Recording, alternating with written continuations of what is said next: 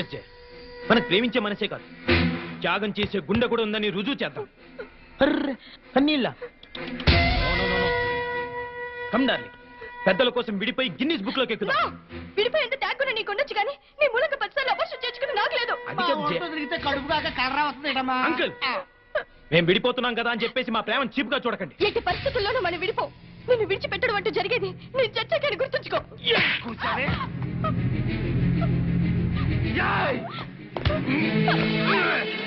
నన్ను బెదిరిస్తావా? నన్ను black mail చేస్తావే? నిన్ను ఎలా కాదే? బ్లాక్ మెయిల్ చేస్తావా? బెదిరిస్తావా నన్ను?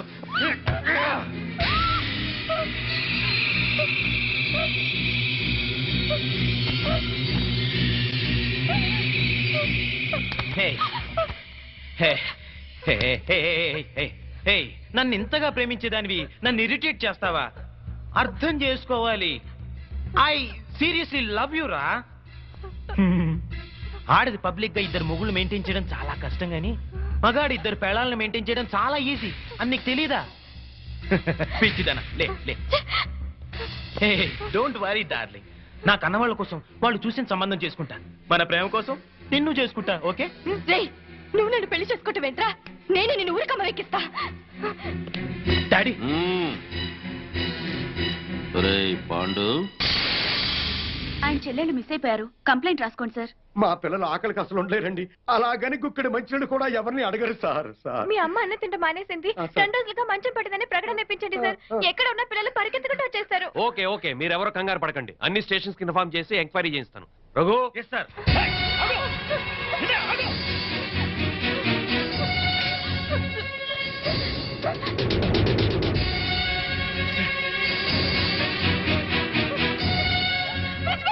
స్వామి వారు హాస్టల్లోనే ఉంటారు. అవును.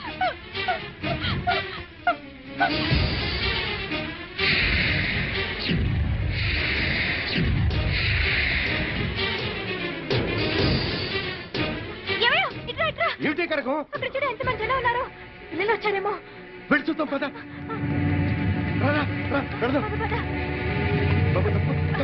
తప్పను.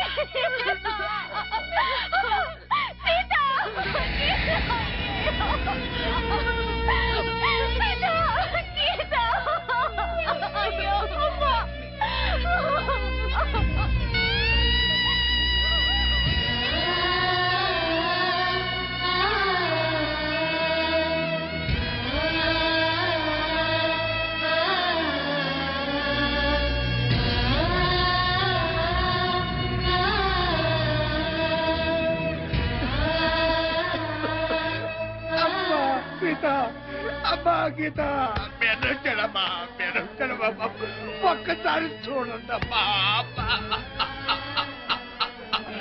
అయ్యో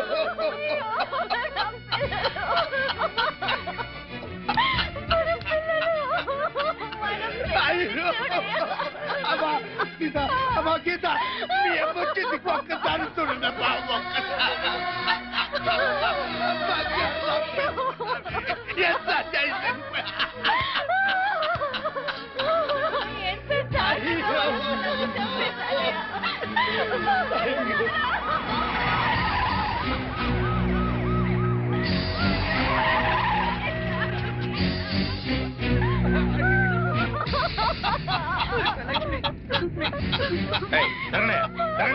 అయ్యో అయ్యా చూడండి అయ్యా చూడండి అయ్యా ఎంత ఘోరం జరిగిపోయిందో చూడండి అయ్యా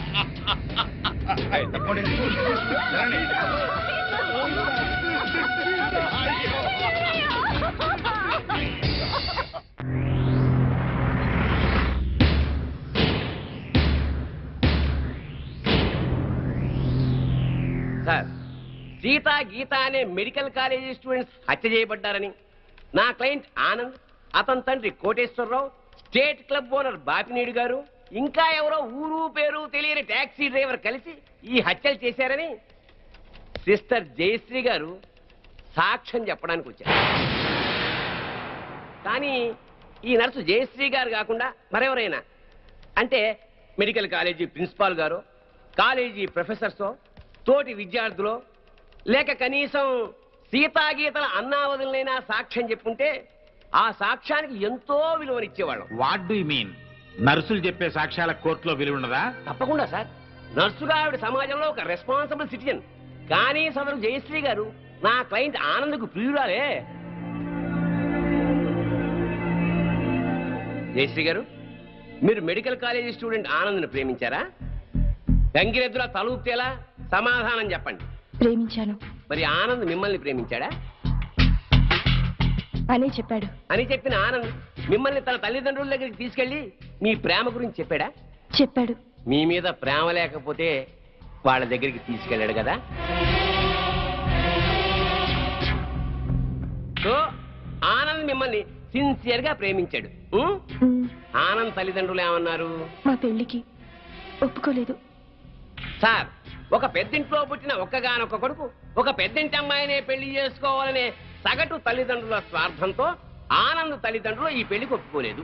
3 ఏళ్ల వీళ్ల ప్రేమ కన్నా 25 ఏళ్ల తల్లిదండ్రుల ప్రేమ గొప్పదని ఫీల్ అయ్యి మన ప్రేమని త్యాగం చేద్దామని చెప్పాడు సార్ ఆనంద్.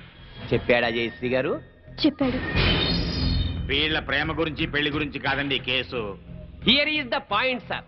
నా క్లయింట్ ఆనంద్కి ఒక గొప్పింటి అమ్మాయితో పెళ్లి ఫిక్స్ అయింది. So what? తనకు దక్కని ఆనంద్ ఇంకెవరికి దక్కకూడదన్న చీప్ ఫీలింగ్ తో ఏ సంబంధము లేని ఈ దంట హత్యల కేసుని నా క్లయింట్స్ మీద రుద్దాలని చూస్తోంది సార్ ఈ జయశ్రీ. అంత అబద్ధం సార్. నిజం నిజం నిజం. అంత ఖచ్చితంగా ఎలా చెప్పగలరు? అంత గట్టి సాక్ష్యాధారాలు ఉన్నాయి కాబట్టి సార్, మీరు అనుమతిస్తే కొన్ని ఇంపార్టెంట్ విట్నెస్ మీ ముందు ఉంచుతాను. ఎస్. నమస్కారం సార్. మీ పేరు? సుధాకర్ సార్. ఏం చేస్తుంటాం? స్టేట్ క్లబ్ లో మేనేజర్ గా పనిచేస్తున్నాను సార్. సరే, ఈ కేసు విషయంలో నీకు తెలిసింది జడ్జి గారికి చెప్పు. ఈ కేసు గురించి నాకేమీ తెలియదు సార్. సీతాగీత అనేవాళ్ళు మాత్రం నాకు బాగా తెలుసు సార్. ఎలా తెలుసు? ప్రతిరోజు మా క్లబ్కి డిస్కో తక్కువ వస్తుంటారు సార్. నిజంగా మా క్లబ్కి వాళ్ళు పెద్ద అట్రాక్షన్ సార్.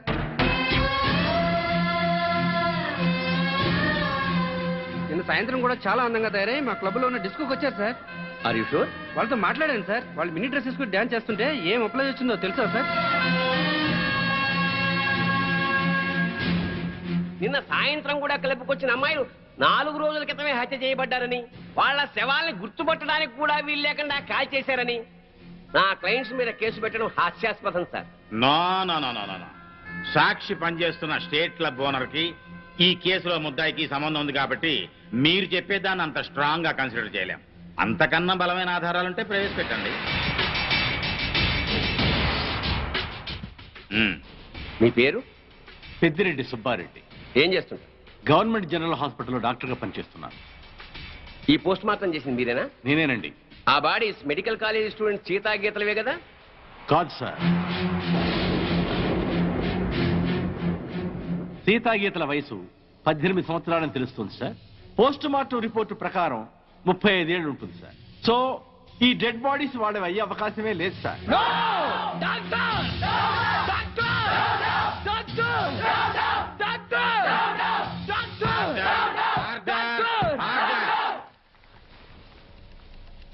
ఒక గవర్నమెంట్ డాక్టర్ ఇచ్చిన పోస్ట్ మార్టం రిపోర్ట్ ఈ కేసులో బలమైన సాక్ష్యంగా భావిస్తున్నాను సార్.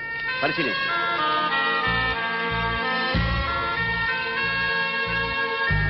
సో నా క్లయింట్ ఈ హత్యలు చేయలేదని, సీతాగీతలో అసలు హత్య చేయబడలేదని తగిన సాక్ష్యాలు కోర్టు వారికి ప్రొడ్యూస్ చేశారు. అంటే నా బిడ్డలు చచ్చిపోలేదా జడ్జి గారు? అయితే ఈ హత్యలకు వీళ్లకు ఏ సంబంధము లేదు సార్. వీళ్ళందరూ ఉత్తములే సార్. ఆ నరసమ్మ చెప్పింది కూడా అంత అబద్ధమేనండి. మరి మా బిడ్డలు ఎక్కడండి? చెప్పండి సార్. మీరే చెప్పండి సార్. నా బిడ్డలు హత్య చేయబడినప్పుడు మరి వాళ్ళు ఎక్కడ సార్? మా పిల్లలకి ఇతనికి సంబంధం లేనప్పుడు పుట్టినరోజు పండుగ ఎందుకు చేయాలండి? బోర్ల మీద పేర్లు ఎందుకు రాయాలండి? వేలకు వేల ఖర్చు ఎందుకు చేయాలి? అయినా అతనికి మా పిల్లల మీద కన్ను లేదు.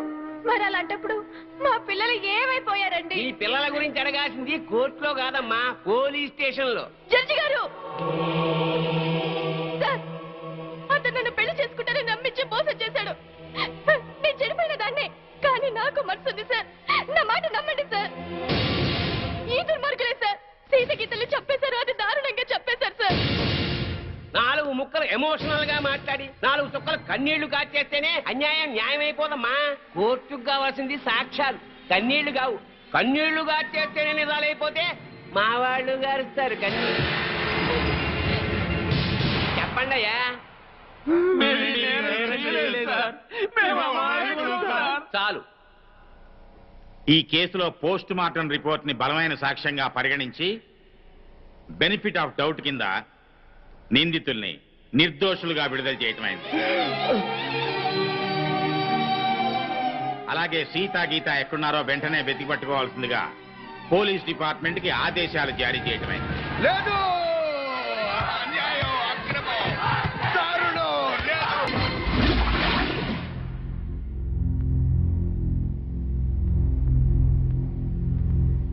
కొన్ని రోజులు మా మధ్య ఉన్నందుకే మీ చెల్లెళ్ల మీద ఎంతో ప్రేమ పెంచుకున్నాం. అలాంటి బంగారం లాంటి పిల్లల్ని ఎంత దారుణంగా చంపేశారా దుర్మార్గులు.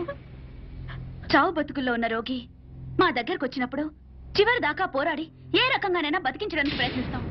అలాగే మనకి న్యాయం దొరకనప్పుడు ఏ మార్గంలోనైనా సరే చివరి దాకా మనం అందరం పోరాడాలి. అన్నా నువ్వు అను, వాళ్ళందరంతా చూస్తాం. ఆగండి, ఆగండి. ఇంకా మీరు మా చెల్లెళ్ళ మీద చూపిస్తున్న ఆదరాభిమానాలకి కృతజ్ఞుణ్ణి. మీ అందరి అండదండలు ఉంటే చాలు. ఆ దుర్మార్గుల్ని హతమార్చడానికి మీ బంగారు భవిష్యత్తు నాశనం చేసుకోవద్దు. వాళ్ళ సంగతి నేనే చూసుకుంటాను. మీరేం చేసినా మా అందరి సపోర్ట్ మీకు ఉంటుంది sir.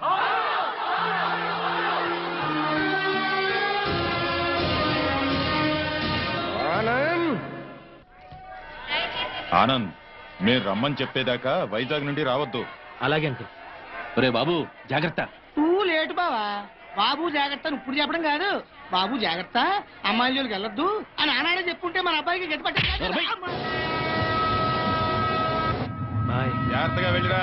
Bye bye. Bye bye. క్లబ్కి వెళ్దాం. అది కాదు బావా. బావా, ఏంట్రా? సద్దాం హుస్సేన్ పారిపోయి ఎక్కడో బొక్కలో కాకున్నాడు. అయినా అమెరికా వాళ్ళు పట్టేశారు. నీ కొడుకు బతుకు అంతే ఆ స్వామి చేతిలో. నోరు తెరిస్తే కదా పీకుతున్నావు. ఇప్పుడేం పీక్కుంటా? పిలిచి మాట్లాడవేంట్రా పిచ్చి మీద. హలో, స్టేషన్ మాస్టర్ అండి? ఎస్. 3వ ప్లాట్ఫామ్ మీద నుంచి బయలుదేరిన విశాఖ ఎక్స్ప్రెస్ లో నక్సల్స్ బాంబు పెట్టారు సార్. వాట్? అవును sir. Hello Moula Ali, hello Moula Ali.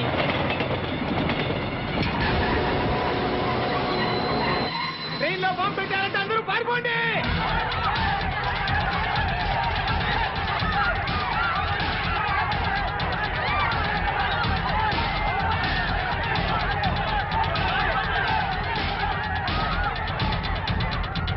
బాబు ఏమైంది?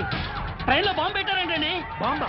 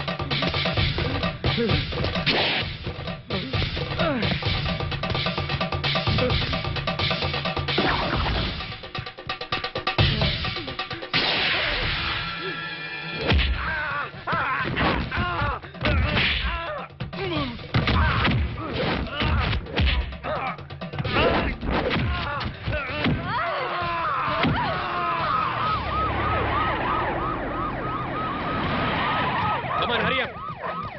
Come on, quick.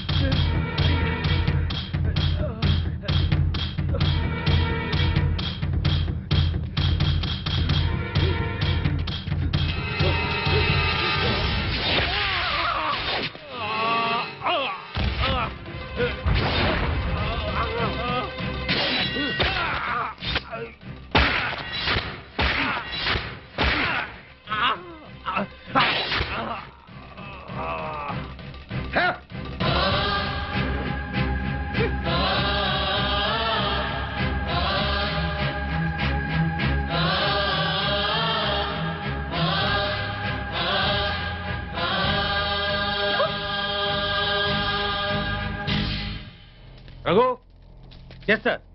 చూడు.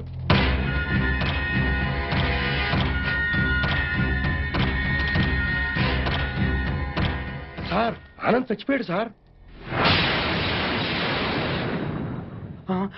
ఏమిటి సార్ అలా చూస్తున్నారు? మర్డర్ అయిపోయాడు సార్, మర్డరు. Arrest them. ఈ హత్య చేసింది మీరేనా? మాకంత అయోమయంగా ఉంది సార్. ఇక్కడ ఎవరేం మాట్లాడుతున్నారో మాకు అర్థం కావట్లేదు. మా అంతటా మేము పోలీస్ స్టేషన్కి వెళ్ళి చూసింది చూసినట్టు సాక్ష్యం చెప్పడానికి కోర్టుకు వస్తే సాక్ష్యమా? దేని గురించి సార్? ఆనంద్ హత్య గురించి సార్. నా చెల్లెళ్ళు సీతా గీత. ఆ సీతాగీత ఉన్నారో పారిపోయారో లేచిపోయారో వాళ్ళని పట్టుకుని. ఆగండి సార్. ఆనంద్ని మా చెల్లెళ్ళు చంపటం మా కళ్ళారా మేమిద్దరం చూసాం సార్. ఆ సాక్ష్యం చెబుదామని మేమిద్దరం ఇక్కడికి వస్తే ఇదేమిటి సార్, అతి క్రూరంగా అతి దారుణంగా మేమే చంపామంటున్నారు. మీరే న్యాయం చెప్పండి సారు. అబద్ధం సార్. సీతాగీతలు చంపడం ఏమిటి? వాళ్ళు చంపే ఛాన్సే లేదు. ఎందుకు లేదు అంటే మా చెల్లెళ్ళు సీతా గీత బ్రతికి లేరా? బతుకున్నారో బదాన పడ్డారో నాకేం తెలుసు? తెలియకపోతే నోరు మూసుకోండి. Objection sir. ఒక సిన్సియర్ లాయర్ని పెట్టుకుని కోర్టులో నోరు మూసుకోమంటా నేరం. మిస్టర్, అయ్యా మీరు గౌరవంగా మాట్లాడండి. హాయ్, మేం పల్లెటూరులో అండి. కోర్టులో ఎలా మాట్లాడాలో తెలియక కాస్త నోరు జారామండి. It's all right. అయ్యా లాయర్ గారు, ఇది కోర్టు కాబట్టి బ్రతికిపోయావు. ఇదే బయట అయితే నరికి పారేసేవాడిని. అయ్యా జడ్జి గారు, లాయర్ గారికి సారీ చెప్పానండి. చెప్పాడు సార్. ఓకే ఓకే, మీరు చూసినంత చెప్పండి. మా చెల్లెళ్ళు ఇద్దరు రైల్వే స్టేషన్ రైలు ఎక్కడం చూసామండి. ఆదరాబాదరాగా మేమిద్దరం వెళ్ళి రైలు ఎక్కామండి. ఊరు బయటకు వెళ్ళిన తర్వాత రైలు ఆపి ఆ అబ్బాయిని అతి దారుణంగా చంపారండి. చంపేసి పారిపోతుంటే జరిగిందేదో జరిగిపోయింది, తిరిగి రమ్మని చెప్పావు సార్. మేం రావు, చంపాల్సిన వాళ్ళందరి చంపేసి గాని మీ దగ్గరికి రావని చెప్పి వెళ్ళిపోయారండి. ఎక్కడికి వెళుతున్నారమ్మా అని మా ఆవిడ అడిగితే మా అన్న దగ్గరికి అని చెప్పారండి. అన్నా అన్న ఈ మాట విన్నారు కదా? Note this point sir. Lawyer గారు, అన్నంటే ఈ అన్న కాదండి. మరి ఏ అన్న సార్? అడవిలో అన్న. ఆ అన్న దగ్గరే ఉంటాం. అక్కడికైతే ఎవరూ రారు. ఆ అన్నే మాకు అండ, ఆ అన్నే మాకు కొండ అని అన్నారండి. ఎవరు బాబు ఆ కొండ? అదేనండి, మీలా పొడుగ్గా నల్లగా పరమ నీచంగా ఉంటాడండి. నల్లగా పొడుగ్గా నీచంగానా? ఎవరా పెద్ద మనిషి? వాడు పెద్ద మనిషి కాదండి, పెద్ద ఎదవ. వీరప్పను, మీసాల వీరప్పను. ఎలాగైనా మా అమ్మాయిల్ని పట్టుకోమని చెప్పండి సార్. మా చెల్లెలను పట్టుకుంటే వీరప్పని దొరుకుతాడు, వీరప్పని పట్టుకున్నా మా చెల్లెలు దొరుకుతారు. ఒక్క దెబ్బకి ముగ్గురు దొరుకుతారయ్యా.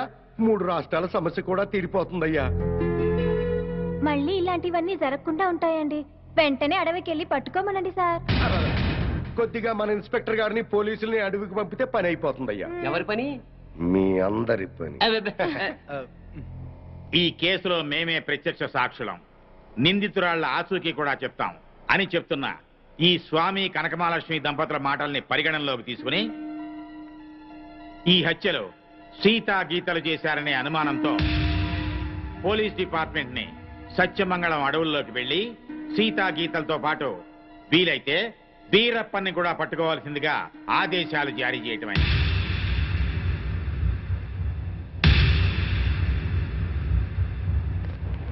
ఇన్స్పెక్టర్ గారు ఏంటయ్యా? కాస్త మంచి రోజు చూసుకుని చెప్తారా అండి? దేనికి?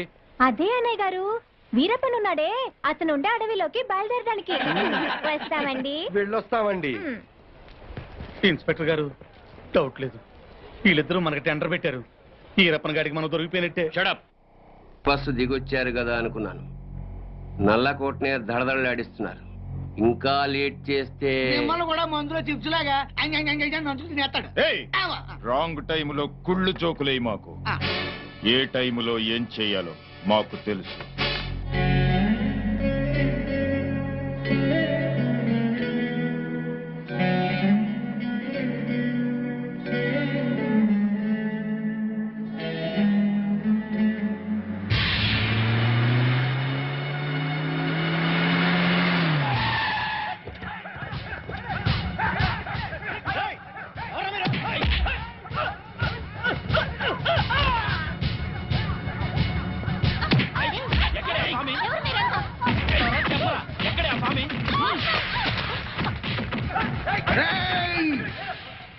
నన్ను చంపడానికి వచ్చి ఆడబడుచుల మీద చేయి చేసుకుంటారా చవట్టంలారా? మీలో మీలో మీలో కలేజా ఎవరికున్నా సరే నన్నట్టుకోండిరా.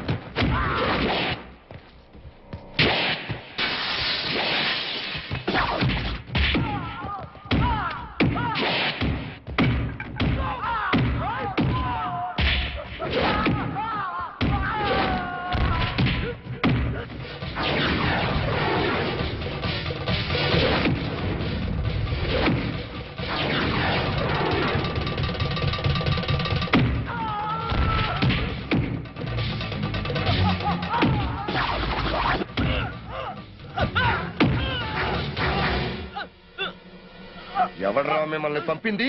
బాపినీడు. బాపినీడు స్పీకింగ్. ఇక నువ్వు స్పీకటానికి ఉండవురా. రెచ్చిపోకు. ఈ రోజు రాత్రి 10 గంటలకు నీ క్లబ్బులోనే నిన్ను హతమారుస్తాను. ఎవడ్రా మాట్లాడేది? స్వామిని.